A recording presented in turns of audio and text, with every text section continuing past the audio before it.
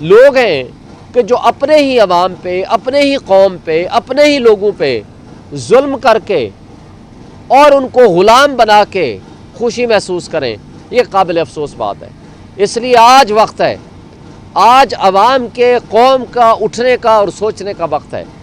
अपने लिए, अपने हुकूक के लिए, अपने बच्चों के मुस्तकबिल के लिए वो स्टैंड करें। आज मुझे पता चला है, मुझे नहीं पता था, कि कल रात से हमारा सीनियर वकील इमरान खान का फोकल पर्सन इंतज़ार पंजोता गायब है, मिसिंग पर्सन में शामिल हो गया है। मुझे अभी बताया गया है। मुझे बता दें, उसने कल तौहीन अदालत की दरख्वास्त यहाँ दायर की थी, जो कि आज सुबह लगनी थी। मुझे नहीं पता लग गई होगी और उस पर क्या ऑर्डर पास हुआ कि जो इमरान खान से मुलाकातों पर पाबंदी लगा दी गई है। लेकिन सवाल ये पैदा होता है कि आप एक सीनियर वकील, फोकल पर्सन इमरान खान का, उसको किसने उठाया और उसको उठा करके आप क्या मैसेज देना चाह रहे हैं? क्या पाकिस्तान में आइन और क़ानून नाम की कोई चीज़ बाकी नहीं रही? क्योंकि जमहूरियत का जनाजा तो हमने यहाँ इलेक्शन कमीशन में पढ़ लिया 8 फरवरी को, 9 फरवरी को, 8 को तो लोगों ने हमें 180 से ज़्यादा सीटें जितवा दी। तो क्या अब हम बुनियादी इंसानी हुकूक का भी जनाजा पढ़ लें? ये काबिल अफसोस बात है। और आज तो वो पोजीशन है कि हमारे हुकूक कम से कम आइन के अंदर तो लिखे हुए हैं, लेकिन अगर ये तरमीम करने में कामयाब हो जाते हैं तो फिर वो, यानी वो जो आइन के तहत हम हुकूक का इस वक्त मुतालबा कर रहे हैं, वो भी हम करने के काबिल नहीं रहेंगे। और बड़ी सवाल जवाब हुए कि जनाब इस्लामाबाद में हम आए तो क्या कर लिया। एक सवाल ये होता है कि हम करने क्या आए थे। उसकी 3-4 वजूहात हैं जिसके लिए हम आए थे। सबसे पहली बात, जो जमहूरियत के मुताबिक हक़ के हुक्मरानी है वो अवाम का है। जमहूरियत के ऊपर शब खून मारा गया, जमहूरियत को एक तमाशा और ड्रामा बना दिया गया, कठपुतलियों को एक जाली कागज़ के ज़रिए असम्बलियों में पहुंचा दिया गया। तो मैं सवाल करता हूं कि अगर कोई डाकू किसी बिल्डिंग पे कब्ज़ा कर ले तो क्या वो मालिक बन जाता है? वो डाकू ही रहेगा, खा वो मैंडेट चोरी के ज़रिए, वो वोट के डाका के ज़रिए वहाँ पहुँचे या किसी भी ज़रिए से पहुँचे। तो लिहाजा ऐसे पार्लियामेंटेरियन जो डाका जनी के ज़रिए, मैंडेट चोरी के ज़रिए वहाँ पहुँचे हैं, उनका स्टेटस डाकू का तो है, उनका स्टेटस किसी सूरत पार्लियामेंटेरियन का नहीं है। लिहाजा ऐसे इलेजिटिमेट असम्बली से आप ऐसी आइनी तरमीम नहीं करा सकते। नंबर 2, इस वक्त मखसूस नशिस्तों का फ़ैसला आ चुका है, लेकिन उस फैसले के बावजूद इलेक्शन कमीशन ने अमल दरामद नहीं किया। तो नेशनल असम्बली इनकम्प्लीट है। जो इनकम्प्लीट असम्बली है उससे आप कैसे आइनी तरमीम करा सकते हैं? नंबर 3, सेनेट का इलेक्शन केपी का अभी तक नहीं हुआ। लिहाजा एक फेडरल यूनिट जो कि फेडरेशन की अलामत होता है वो आपका इनकम्प्लीट है। तो जब सेनेट इनकम्प्लीट है तो आप कैसे आइनी तरमीम कर सकते हैं? और फिर आपने आइन और क़ानून की पासदारी की बजाय आइन और क़ानून को पांव तले रोंद डाला है। लिहाजा उसकी बहाली के लिए हम आए। नंबर 3, जो हम आए हैं यहाँ, हम इन निज़ाम इंसाफ को दुरुस्त करने और उसको बचाने के लिए आए हैं। इस वक्त सबसे बड़ा हमला निज़ाम इंसाफ पे होने जा रहा है आइनी तरमीम के ज़रिए, और उसके लिए हम निकले हैं अपने लोगों के हुकूक के तहफ़्फ़ुज़ के लिए। वरना क्या होगा, ये आइनी तरमीम अगर पास हो जाती है तो आप में से जिस सहाफ़ी को, जिस सिविल सोसाइटी के बंदे को, जिस शख्स को जो लॉ इन्फोर्समेंट एजेंसीज उठा के ले जाएंगी, उसका कोई पुरसान हाल नहीं होगा। उसको खा मिलिट्री ट्रायल के ज़रिए या किसी और ज़रिए से उसको काल कोठरी में फेंक देंगे। जब उनका दिल करेगा छोड़ेंगे, जब दिल करेगा नहीं करेगा तो सारी ज़िंदगी उनको उस काल कोठरी में गुजारनी पड़ेगी। और जिसको चाहेंगे एग्जीक्यूट कर लें, उसको सजाए मौत दे दें। ये वो करने जा रहे हैं ये कठपुतली लोग, सिर्फ इक़्तिदार की खातिर।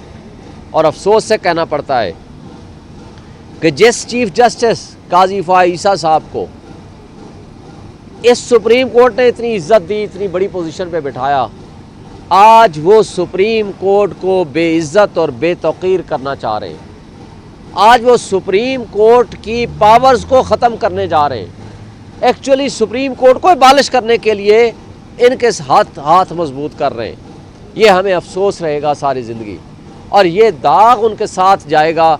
इक़्तिदार अभी उनका 2 हफ्ते का रह गया है, अख्तियार उनका बतौर चीफ जस्टिस, और अल्लाह करे वो चले जाएं घर। लेकिन ये जो उन्होंने नाइंसाफ़ी पे के फ़ैसले किए हैं, या इवन आज भी नाइंसाफ़ी की बुनियादें कायम कर रहे हैं, ये सारी ज़िंदगी उनका पीछा करेगा। अगर लोग आज जस्टिस मुनीर को नहीं भूले तो वो जस्टिस काजी फ़ाइसा के गलत फ़ैसलों को या स्याह फ़ैसलों को वो भी कभी नहीं भूलेंगे। अब आते हैं जो बारहा एक सवाल किया जाता है कि जनाब कैसे अली अमीन गंडापुर साहब यहाँ से चले गए। सवाल ये नहीं बनता, सवाल ये बनता है कि अली अमीन गंडापुर यहाँ पहुँचा कैसे, नंबर 1 सवाल। दूसरा सवाल ये है कि आईजी और रेंजर्स ने किस अख्तियार के तहत आइन पे हमला किया, सूबाई खुद मुख्तारी पे हमला किया जब केपी हाउस में जाकर अटैक किया। इसलिए कि केपी हाउस ये कैपिटल में, केपी हाउस खैबर पख्तूनख्वा की ये टेरिटरी कहलाती है। आप किसी भी सूबे में जाएंगे, खा वो आईजी हो या रेंजर्स हो, उस सूबे के चीफ एग्जेक्टिव और वहाँ के कवानीन का पाबंद हो जाता है। अगर किसी मुजरिम को भी पकड़ना हो तो आपको अदालत से और वहाँ के आईजी से परमिशन लेनी होती है, ये है कानून। लेकिन आपने सूबे की खुद मुख्तारी पे भी अटैक किया, आइन के ऊपर भी अटैक किया, और आपने वहाँ जिस तरह तोड़ फोड़ की और आज सील कर दिया, ये यजीदियत और फस्तायत की बदतरीन मिसाल कायम की है। अब दूसरा सवाल है कि अली अमीन गंडापुर यहाँ पहुँचा कैसे। ये कठपुतली वज़रा कहा करते थे कि जनाब वो अटक पुल क्रॉस करके दिखाए। वो पहुँचा, अटक पुल भी क्रॉस की, वो डी चौक पहुँचा, उसने स्पीच की। और अगर वो फॉर शॉर्ट पीरियड के लिए अपने घर में गया है, यानी उसका 2 मिनट की ड्राइव पे एक घर है, उसका ऑफिस है, वो चीफ मिनिस्टर है, तो ये जुर्म नहीं है। जुर्म इनका उसके ऊपर अटैक करना है। सवाल ये है कि जितनी उसके ऊपर शेलिंग हुई, जितना उनके लोगों के ऊपर तशद्दुद हुआ, इवन ड्रोन से और हेलीकॉप्टर से वहाँ शेलिंग की गई, इस सब कुछ के बावजूद तमाम तर पाकिस्तान की तारीख में सबसे ज़्यादा शेलिंग उनके काफ़िले पे हुई। इस तमाम तर सारी बदमाशियों के बावजूद वो अपने मंज़िल मकसूद पे पहुंचा। ये दूसरा बड़ा लीडर है इमरान खान के बाद जो वहाँ डी चौक में इन हालात में पहुंचा। पहले आपको याद होगा 25 मई 2022 को भी इसी तरह का इन्होंने हरकतें की थी और इमरान खान यहाँ पहुंचा था। अब अगला सवाल ये है कि ये जो FIR'ें कटी हैं, मैं बतौर वकील नहीं, बतौर आई विटनेस पिछले कई सालों से मैं यहाँ हूँ, या अभी मैं पार्टी में होने के नाते सारी चीज़ें देख रहा हूँ।